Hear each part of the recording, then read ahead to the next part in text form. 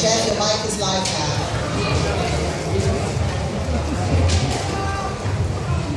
Chef, I think you'll find that the mic is live now.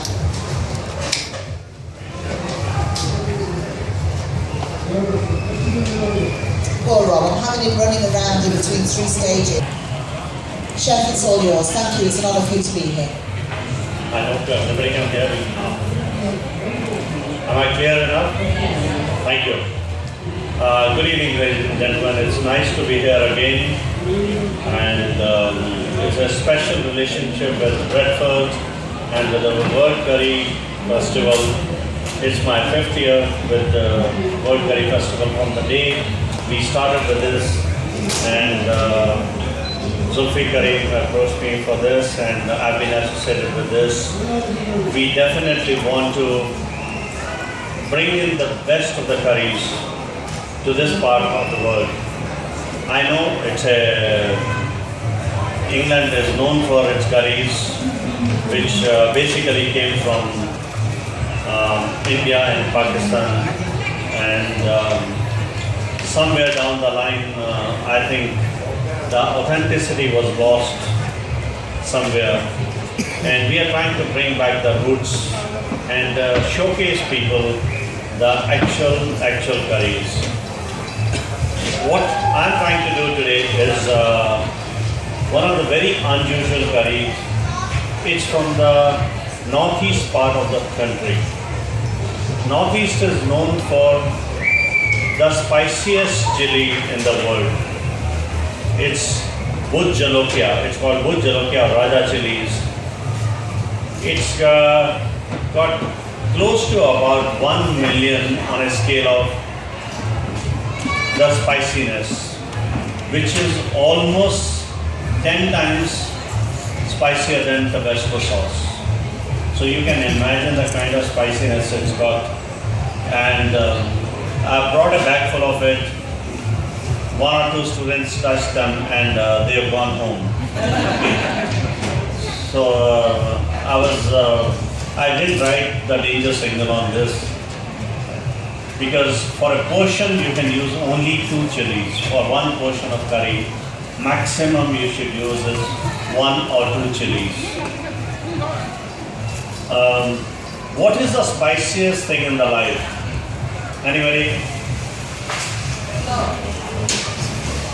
Anybody? It's the wife. It's the wife. When she is angry, hottest.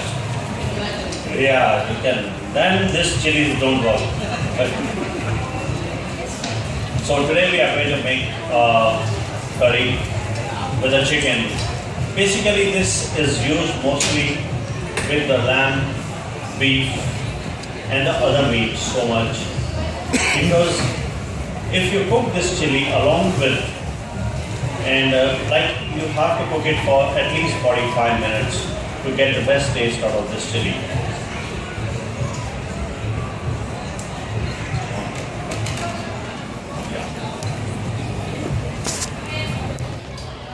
Are very, very simple. The ingredients are basically the cumin seeds, the whole garam masala, the cardamom, the cinnamon, peppercorns, chili powder, turmeric, coriander, whatever you use. But it's only the spiciness of this chili which enhances the flavors.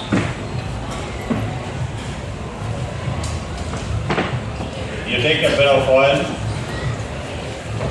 and you have to keep on heating it up, and one should know when the hot oil is done. Put your finger inside. If your finger is swollen, it's hot. It's ready.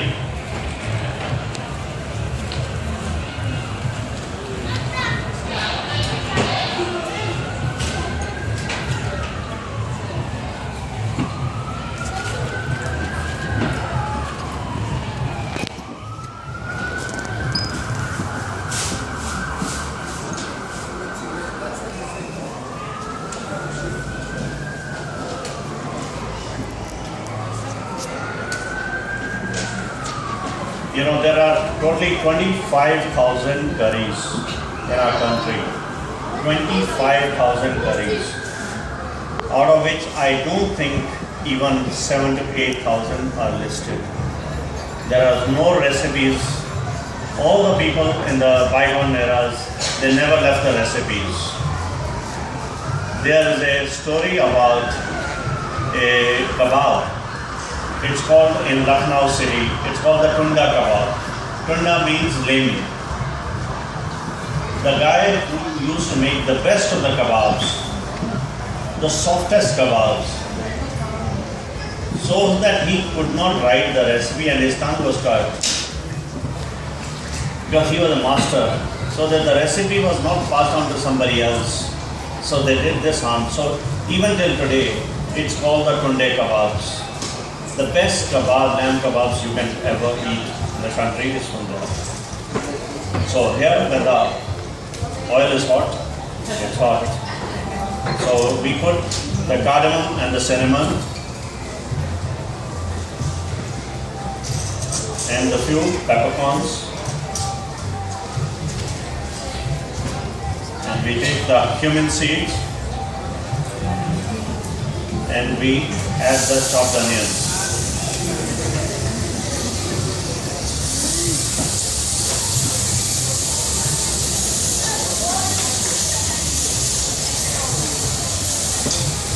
In fact, for our Indian curries, we should be using mostly the brown onions or the red onions. The white onions have got too much of moisture.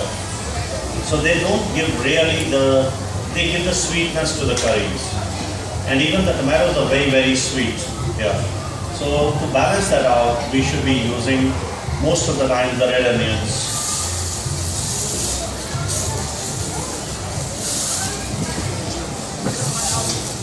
Generally, this curry is not a long process. In my life, I have always taught people, don't hurry up with the Indian food.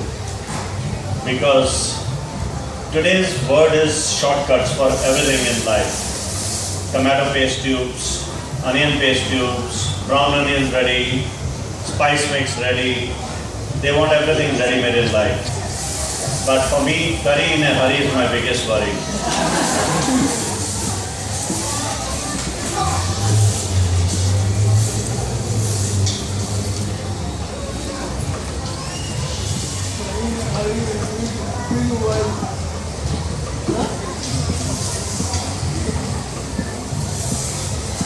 So when the onions are getting all sauteed, it should be light brown.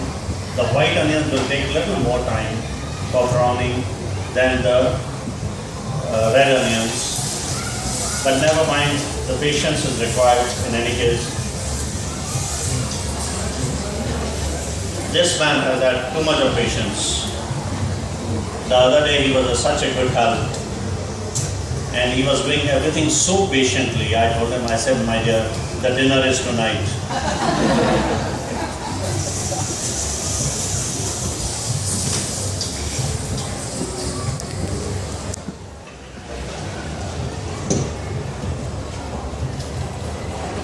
Would you like to try 2 chilies?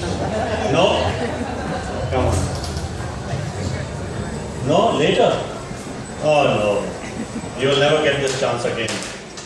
So this, I'm putting just 2 pieces of the chilies only. And I'm not touching it with the hands because I won't be able to shake hands with anybody later on.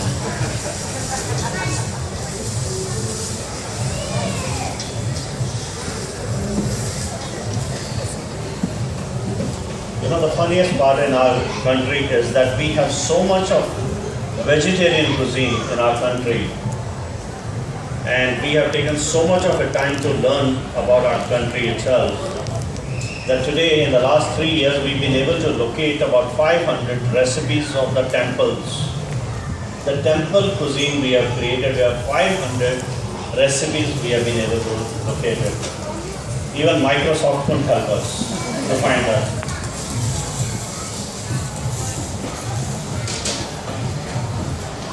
And this is getting ready. We will add the chopped garlic.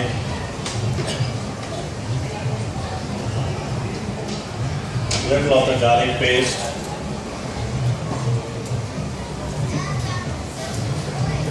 And the chopped ginger.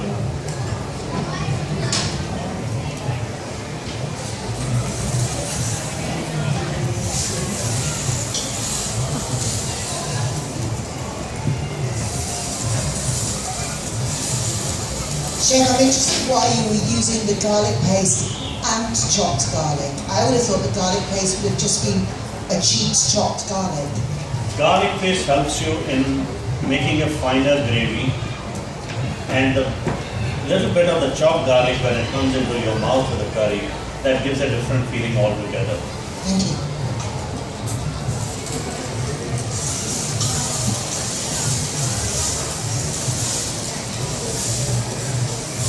I always prefer to use the fresh garlic paste which is being blended freshly. All the garlic paste which are available in the bottles and the packages, they all have either synthetic vinegar or stabilizer. That spoils the taste of the curry if you want to do it well. I think people who use those kind of ginger garlic paste, they should buy the ready-made curry, because it's much better to have that, put chicken and make it.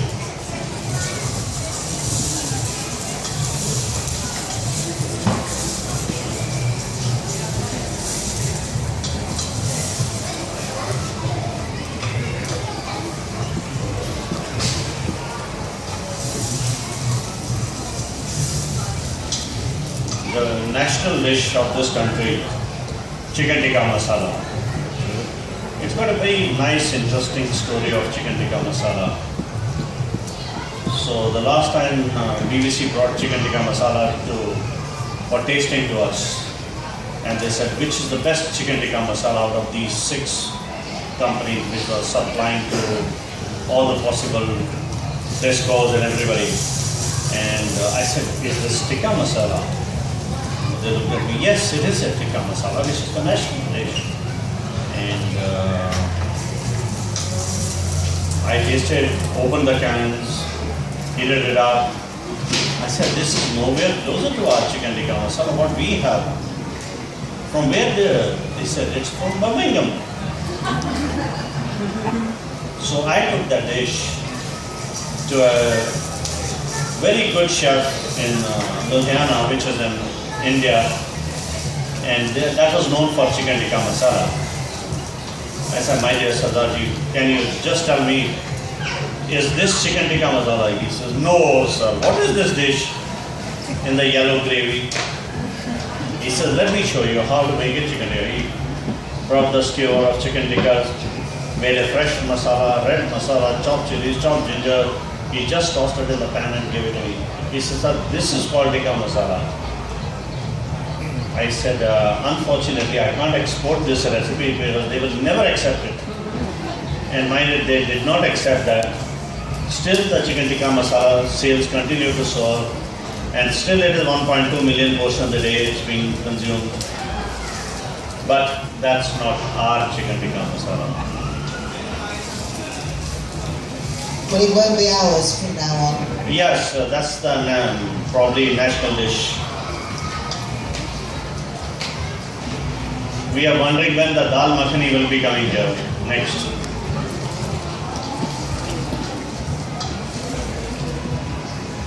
Chef, I've just been asked a question because you're talking about our very poor tasting curries. Of course, you mentioned Birmingham, and we are the curry capital, so we obviously are experts in our curries, and chicken tikka masala, no, we don't like. In the Taj Mahal, what are the most popular dishes that you're serving then in Mumbai? What is your signature? What is the most requested dish in your hotel in Mumbai? You see, we have a restaurant called Masala Craft. We have a masala series of restaurants. It's called Masala Art in New Delhi, Masala Craft in Mumbai, Masala Bay in the other hotel in Mumbai, and we have a Masala Club in Bangalore. This is where we bring the authentic curries of each region. When it comes to Mumbai, I have brought the spirit of Mumbai. I have brought the tiffin, which is a dalba wala. I have brought the tiffin over there to serve the local Maharashtrian, Goan, Gujarati and Parsi dishes into that tiffin. That's where it's called the tiffin by itself. That is our specialty. Then of course we have the local kebabs and of course some of the dishes we have recreated. It is a berry pulao which was forgotten in the last about 30 years. It's a mutton berry pulao which is being done in front of you on your table. The lamb and the pulao is mixed together in a hot stone bowl right in front of you. So that is one of the most favorite dishes. So you're celebrating the different cuisines of India? Oh yes, it is. It is a continuous process in doing the research work on this because we want to bring in the forgotten recipes. A lot of people have forgotten about the authentic recipes and they have forgotten their roots. So we want to bring the roots back because one should not forget the roots, otherwise one day the roots will forget you. So as the onions are getting browned, we will add the chopped tomatoes.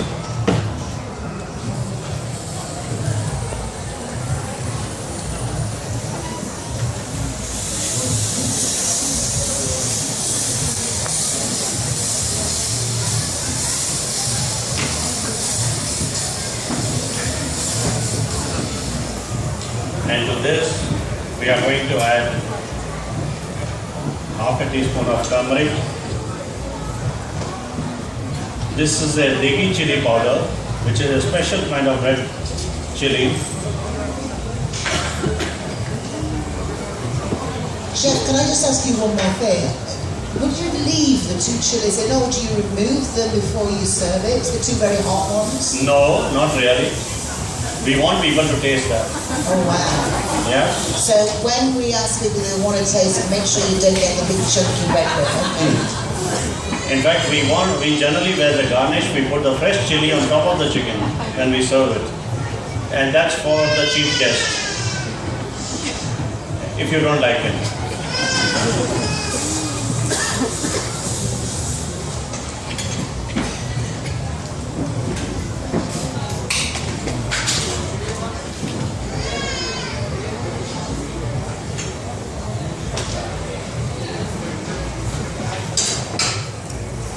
To see that the gravy is getting thickening, the tomatoes are blending well. Chef, I know you're not easily insulted, but do you always use fresh tomatoes? Always? Always. Our country I know is that's not, one of your things, isn't it? I don't think we are in favor of using any canned products. When we have the fresh produce available, why are we going in for canned products? We should be using fresh. The frozen David that people don't have the time in life. Everybody has the time to cook a good food at home. And they can easily do it. Even when the husband and wife are working, they have all the time in the world to cook simple dishes at home and still care for each other.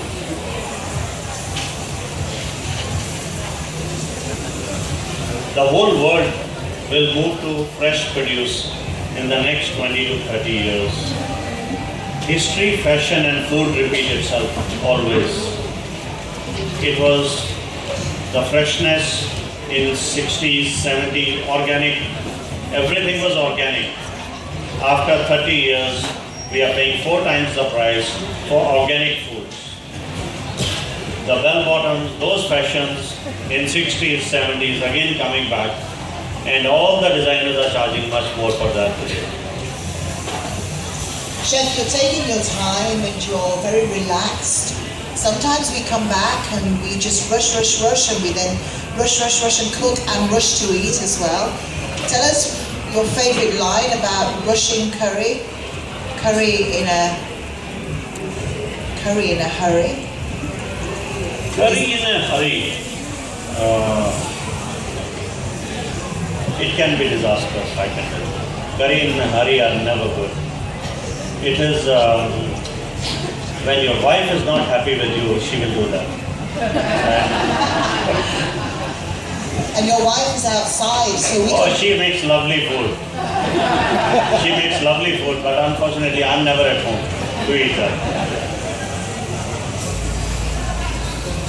It's in fact, in my book, I have shown the recipes, how I have brought the Indian food to a very contemporary way today. Because I was surprised at some of the Michelins, I won't name any, I was surprised at some of the Michelins which are available. I don't even know from where rosemary came into Indian food. Rosemary and cherry pepper crab. I said, where the hell is that? The char-grilled lamb chops with a thyme. Oof. I said, where is that? Even tandoori oven must be saying, no more. Because that is not what our food was. You know, for making the, I won't say fusion curries, because for doing any kind of experimentation, you must know your basic food, basic ingredients very well. You must know the cooking processes very well. Otherwise, you can, instead of fusion, you will cause all the confusions. And that's what is happening to a lot of people. They are causing confusion in a lot of ways. I noticed, Chef, of all the chefs that have graced our tent, you probably use the fewest ingredients. You know, you just have very simple ingredients that we could all learn from instead of having hundreds of different ingredients. Indian curries are very simple. Indian curries are very, very simple. Except in down south where, like some of the people, the curry pastes are very complicated. You know, you have to grate the coconut, you have to add chilies, cumin seed, this, and make the fine paste in the grinders. But in the other parts of the country, we don't have that kind of a system. We have a simple chopped onion, and then the ingredients will change. The curry powders, we do not use curry powders. Curry powder is nothing to do with the curries. That is if you want to make a very sherwood chutney and apple curry, then you put a curry powder, which has got nothing to do with India actually.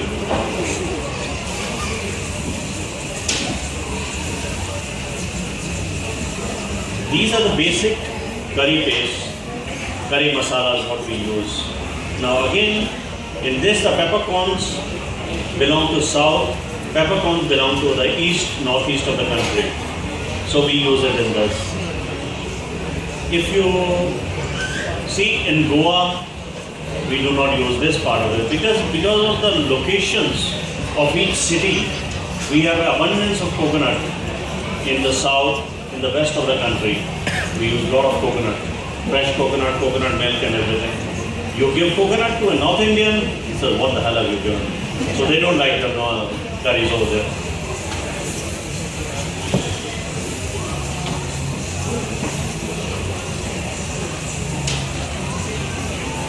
See again, this masala is getting ready now.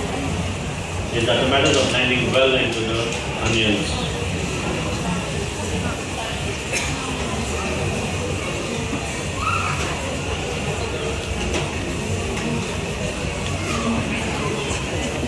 We have so much of usage of banana leaves in our curries.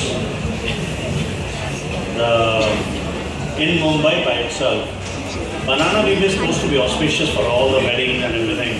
But we use banana leaves, we wrap up the fish in banana leaves, steam it. We have the dumplings in banana leaves, we steam it in down south. So it's a very auspicious although I find no flavor at all.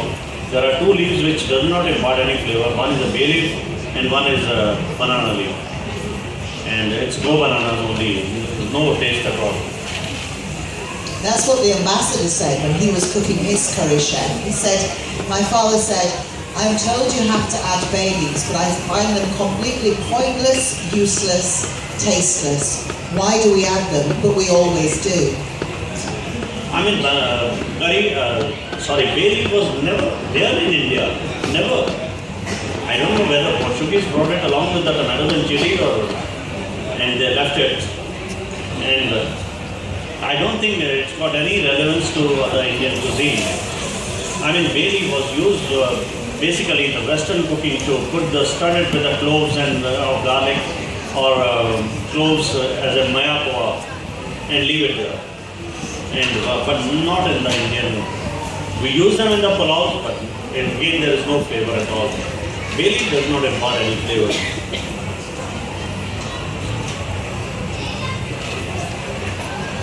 So now, as the curry is getting ready,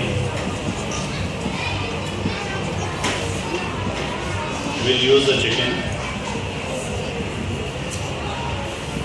I'll put 2 pieces for you also. Yeah, sure. Okay, 2 more for you.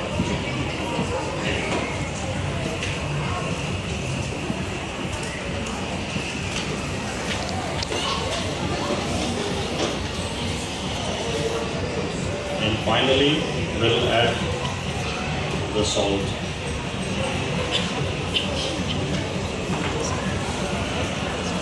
Why salt finally, chef?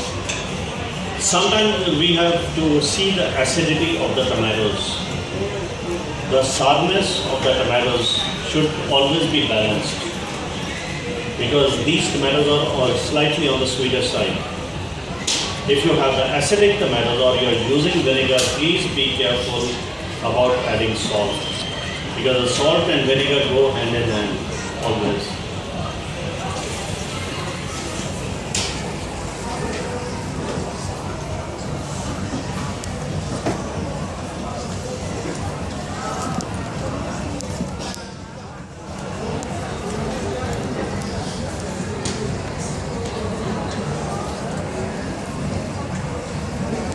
In fact, in the last 2 years, we have developed the chili festival.